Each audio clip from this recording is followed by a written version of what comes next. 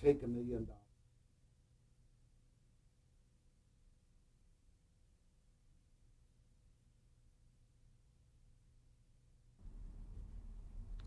So I was asking you, what are you working on currently?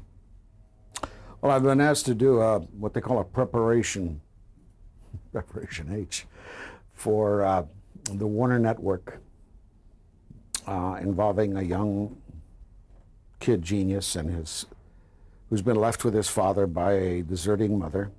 I'm a math professor at the university who works with him, and we just shot my scenes yesterday. So they felt good about it, and David Seltzer directed it, and nice to work with. But we'll see what happens with that. I did The Bachelor with Renee Zellweger and Chris O'Donnell, which will be out in September. And This is a feature? Yeah, good talk about that show. And other than that, I'm doing... Did you do voiceovers? Yeah, but it's been very slow this year. I mean, every star in the business is now doing voiceovers. They can get the cream of the crop. Not that their voices are any better than mine, but they can get anybody they want these days. And we're talking about for animation. Animation. I supplement my income pretty good by doing books. Haven't gotten a wrinkle. Books on tape? Mm-hmm. No commercials, no voiceovers. But you've gone through slow periods like this in the past. I mean, it's all been slow. Since the cancellation of Lou Grant, it's all been slow because my hands are a slime pit where it concerns money. But it's really been slow lately. In fact, I mean, you get tired of complaining how slow it is, but it is slow throughout the business, and much of it supposedly is due to the fact that they're shooting a lot of features now in Canada. And I hear that everything that comes from Canada is taxed in this country, but films aren't. So unless we get a government that responds to the business, a lot of people are suffering, mostly grips technicians. They're in bad shape.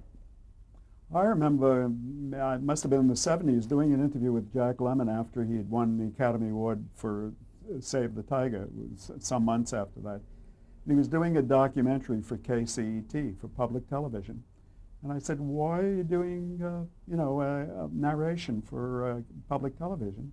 And he said, it's the actor's life. I'm looking for work. The Academy Award doesn't mean anything. I need work.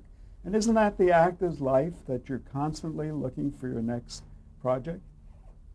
Yeah, except that when you spend 12 years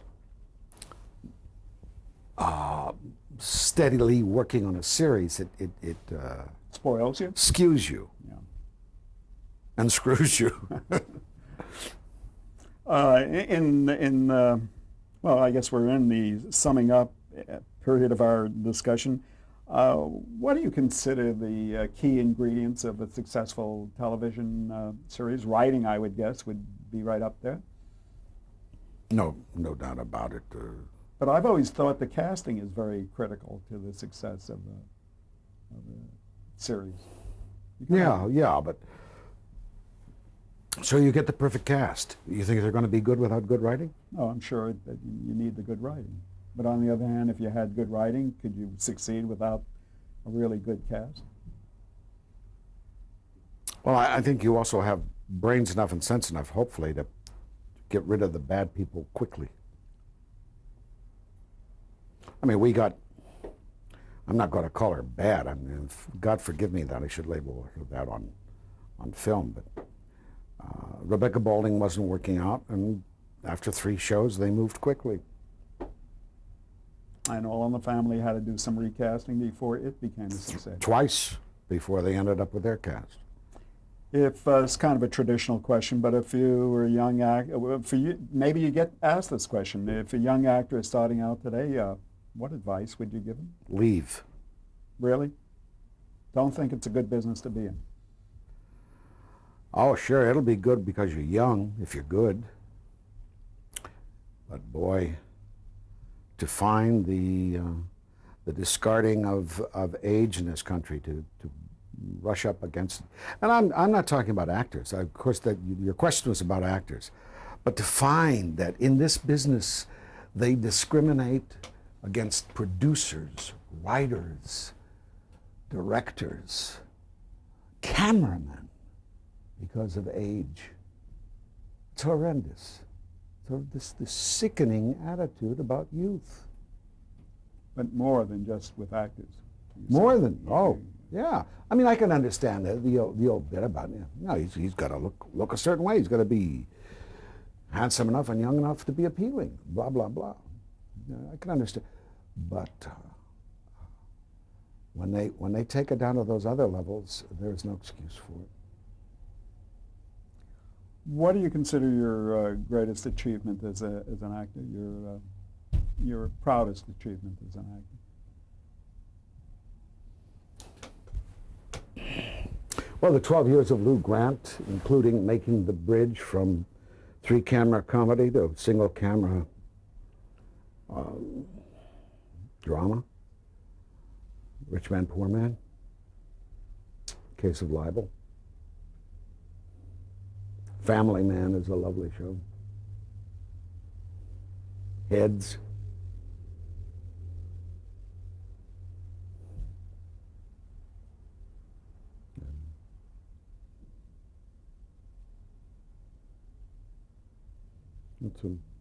That's about it. Would you take pride in knowing that you're the only actor who was nominated for an Emmy Award every single season of your two main series, Mary Tyler Moore and Lou Grant? Every year those series were on the air, you were nominated for an Emmy Award. And that's unique? Nobody else has that distinction. I didn't know that. Well, I'm glad it happened when it did. What about as an American citizen? What is your best recollection as being an American citizen? What do you think you accomplished as an American citizen?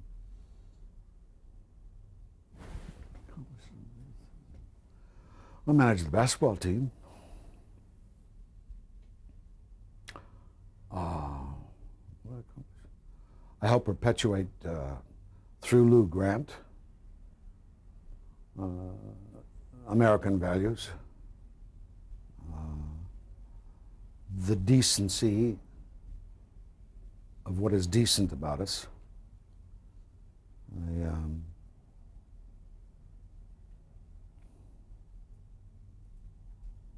And I hope that I represented the fact that actors are citizens. And though they couldn't, they wouldn't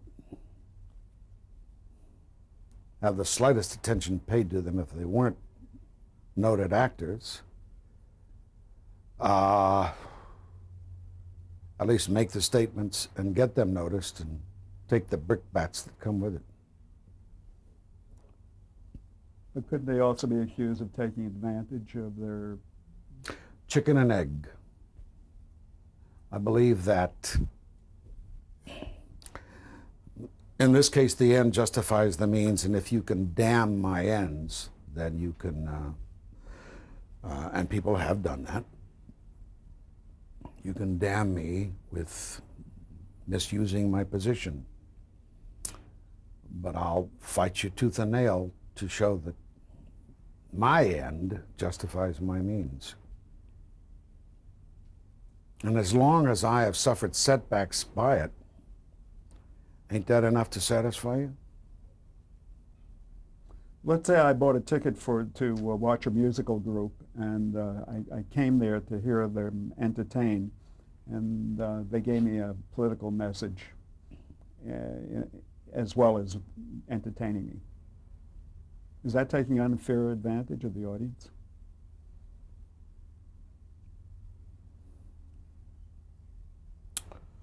Well, I don't like to be likened to that. I'm not a musical group.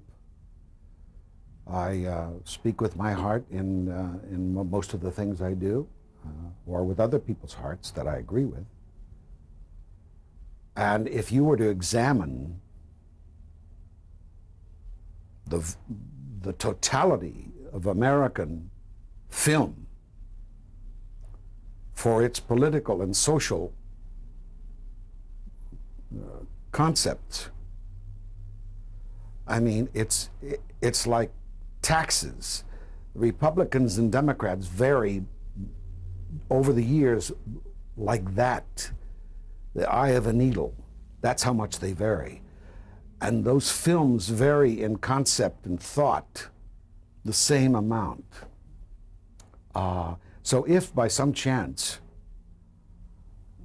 I happen to be on this spectrum, and certainly my jobs don't reflect it, it's whatever I say off the screen. So, and I won't apologize for that. But if my jobs have been over here, Chuck Norris or whoever you are, Charlton Heston, whoever you want to put over here, is there. Arnold Schwarzenegger is there. Hasta la vista, baby. So that in the end you end up with a gram's difference.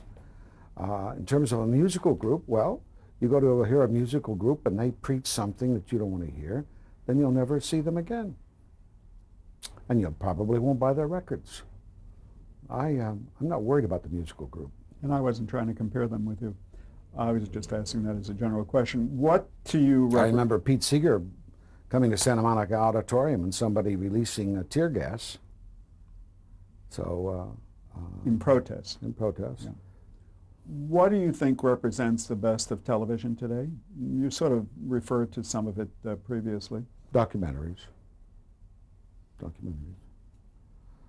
Documentaries, the nature shows, the history shows, they're all enormously fulfilling and gratifying, and not hit and miss. And the occasional dramas, which it's good that there are so few of them, because we'd be watching too much. And maybe the quality is improved by selectivity. What do you, I don't know whether you think about television in the coming century, but what do you envision television evolving to? The networks likely to lose their still dominant position? Well, I think even they're going to admit to that, aren't they? I think it's a matter of time. I'm not sure they admit it, but it looks it's a matter of time, inevitable. Do you think the wide choices we have in programming are no, good? I don't think I mean the goddamn thing. Even before this happened, I said before that my feeling always was that I wish there were one network, because when there were three networks, they all were so busy trying to emulate what the other was doing. A very good example of that, for instance, was when I was starring on CBS. I was never asked to do a CBS movie here or a CBS movie there or a CBS special here. It was all NBC or ABC that wanted my ass over there. And in turn, it was always NBC trying to get ABC and NBC stars to appear on their show. And the same thing applies in terms of concepts. No matter how big you are, they still chase whatever is successful at the other place or try to drive it into the ground, but at the same time steal the concept if it's working. So they're, in a way, they're grave robbers. And one network, I mean, as BBC used to be until the marketplace began to turn them into Americans. I mean, look at all the phenomenal BBC things that we've had over here in terms of masterpiece theater and stuff like that. And that would have been done in this country as well. Don't you think the proliferation of cable outlets, at least for an actor, provides many more opportunities? job opportunities? Not No, really? no. Because I think they go around chasing the same tail, as I said before. And another thing is entered into that. By doing it on the cheap, they are at the same time debasing the value of the actor everywhere, and making it much. They're taking money away from him. I know that sounds funny coming from me, but it's true. If you could read the relative. I mean, it's such a shame that so much publicity is given to the Seinfeld contracts and to Frasier or whatever else you're talking about. Because across the board, what you've got going on there is actors used to fare much better. When there were less outlets out there. Many people in their lives had a mentor. I know I did. Did you have a mentor? Oh, I think I had a number of them. I'll steal from anybody. But was there one special mentor? You sort of No. suggested along the line that you did when you were in college. I had a wonderful humanities teacher in college. I had a wonderful English professor in college. I had a great journalism teacher in high school, a great football coach, a wonderful English teacher who punished me by making me learn poems, which started me off into that.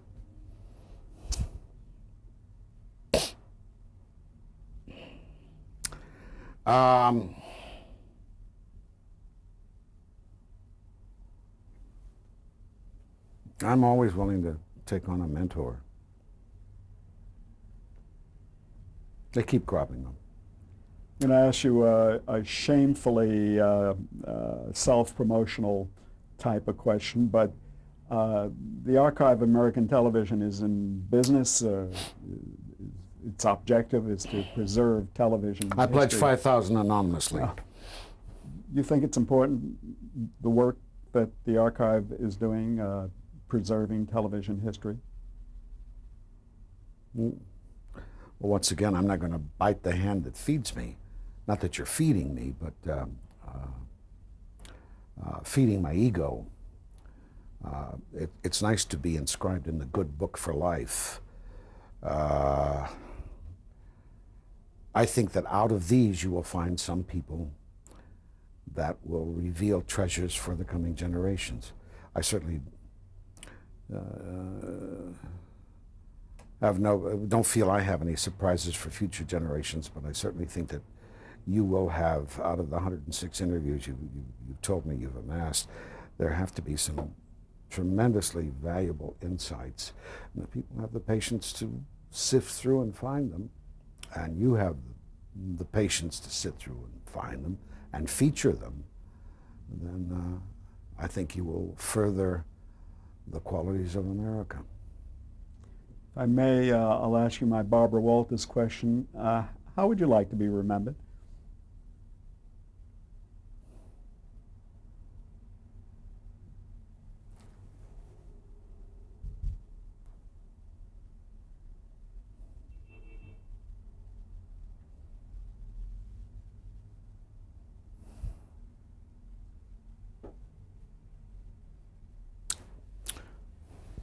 A good actor. As simple as that? Professional? Well, I think, yeah, I think so. I don't know if professional means good actor. I mean, you can be a good actor without being a professional, but...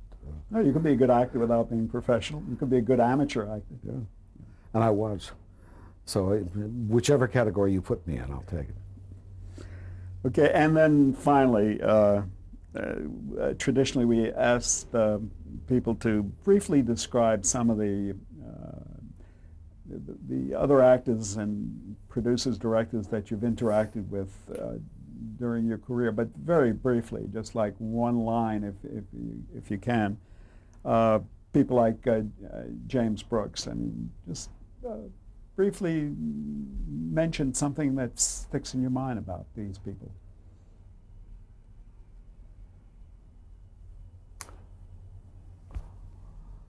James Brooks,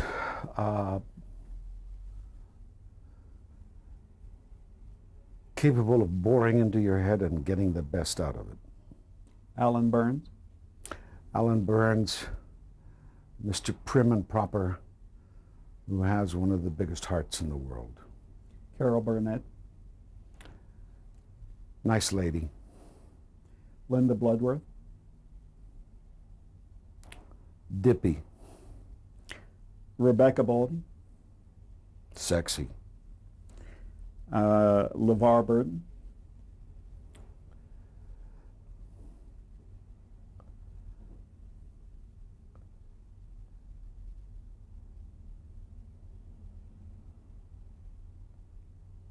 Good slave. Norman Cousins, who you portrayed in the 1984 movie.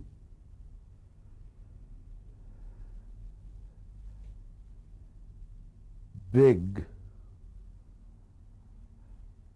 catalyst for this country. Big catalyst. Yeah. I think that deserves a little further. Peace, the burn victims from Hiroshima, intellectuality, health. Richard Crenna, who you worked with.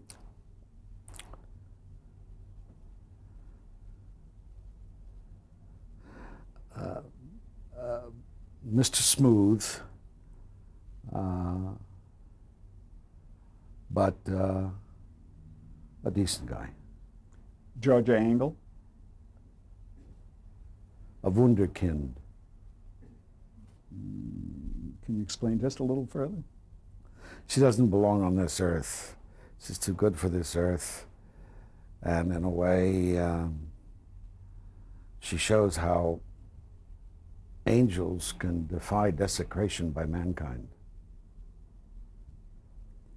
A fellow who was a producer, director, writer on Lou Grant, Seth Freeman.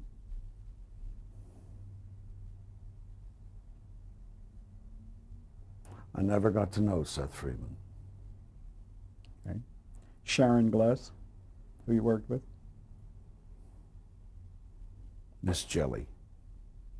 I'm sorry, Miss Jelly. what does that mean?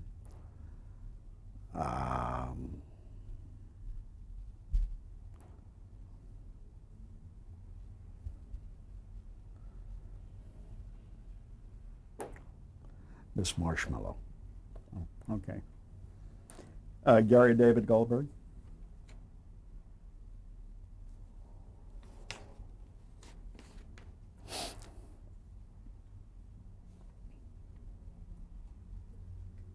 Talks a good game. Okay. Walter Groman. I owe him a lot. Again, a little further explanation. He produced and directed some of your TV movies. You all. Yeah, in a year I was at my financial worst. He saved my ass. By giving you work. A sweet man. This next person I'm going to mention, I don't think you can describe as a sweet man. Charlton Heston.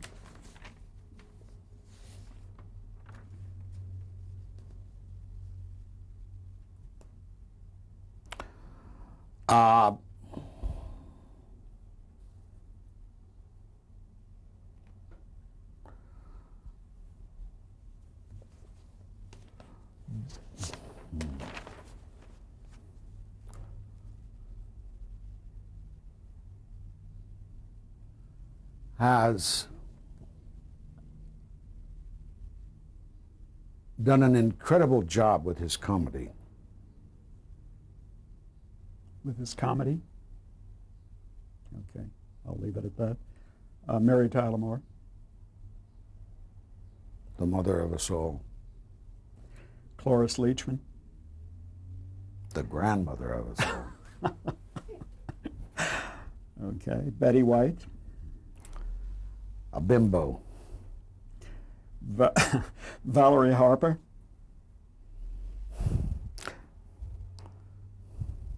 I'd like to see her version of Madame Chiang Kai-shek. I'm trying to figure that one out. Gavin MacLeod.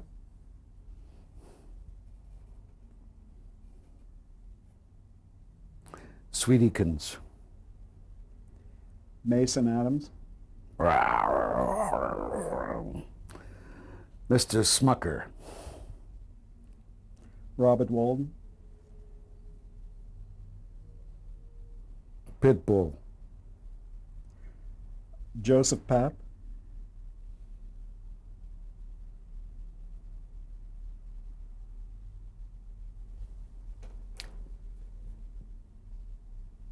A mensch.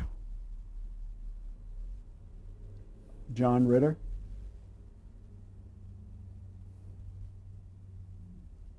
Wonderful guy.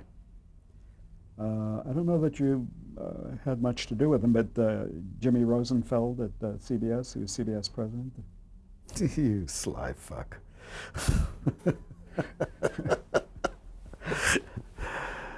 I like him a lot. He was a good company spokesman, and you could see how much he writhed at being so. Dinah Shore. Beautiful lady. Trevor Silverman. She's a writer on...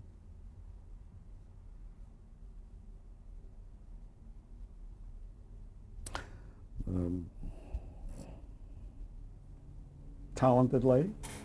Oh, certainly talented. Funny, talented lady. Neil Simon. Tickles the hell out of me. Grant Tinker.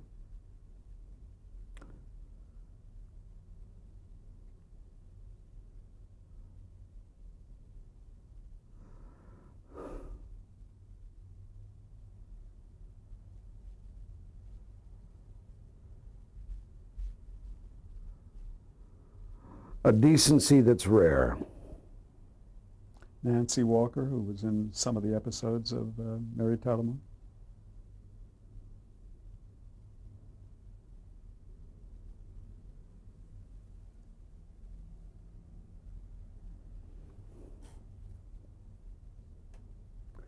I wonder what she would have been had she been beautiful. But she wouldn't have been as funny. No. Another CBS executive, the late Bob Wood.